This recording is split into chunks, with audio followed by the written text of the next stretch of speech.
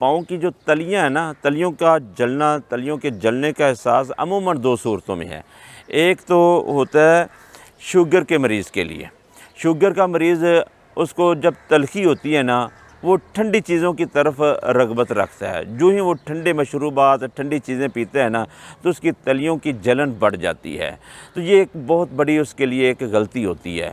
تو اگر تو اس طرح کا کوئی مریض ہے، شوگر کا مریض، یا جس کا وجود بھاری بھرکم ہے، یا جس کا بلڈ پریشر لو رہتا ہے، تو جسم کا ایک حصہ ٹھنڈا اور جسم کا ایک حصہ گرم، یا بیک وقت سارا جسم ٹھنڈا ٹھنڈا، یا جسم پر ٹھنڈے ٹھنڈے پسینے آتے ہیں، تو ان لوگوں کے پیروں کی تلیوں میں اگر جلن ہوتی ہے تو ان کو ناشتے میں روزانہ 2 یا 3 انڈے لازمی کھانے چاہیے، اور گوشت کھانا چاہیے۔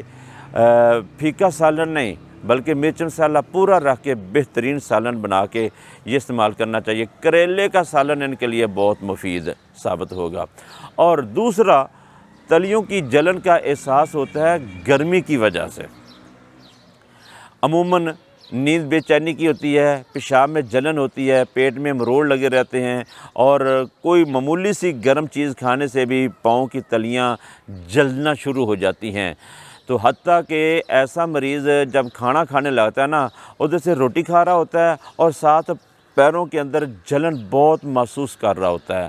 تو اگر تو اس کیٹیگری کا مریض ہے تو اس کو چاہیے کہ 2 یا 3 دن کے لیے روٹی بند کر دے، روٹی کی بجائے ابلے چاول کھائے، دودھ رس لے، کیلے کا ملک شیک استعمال کرے، دودھ والی کھیر بنائے، ڈبل روٹی والی کھیر بنا کر کھائے۔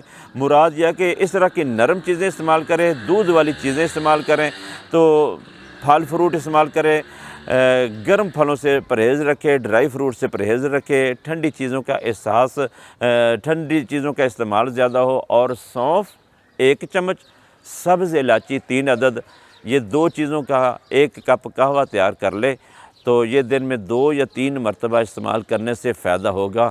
اگر یہ قہوہ مشکل ہو تو سبز الائچی، چھوٹی الائچی، یا تو ویسے چبانا شروع کر دے، وقتاً فوقتاً چباتا رہے، اور اس کے ساتھ وقتاً فوقتاً سونف 1 ٹی سپون منہ میں رکھ لے اور چبانا شروع کر دے، چوستا رہے، چباتا رہے، نگلتا رہے۔ تو یہ مسلسل استعمال کرنے سے بھی پاؤں کی جو تلیاں ہیں نا، اس کی جلن آہستہ آہستہ ختم ہو جائے گی، اگر تو یہ گرمی کی وجہ سے انشاءاللہ فائدہ ہوگا۔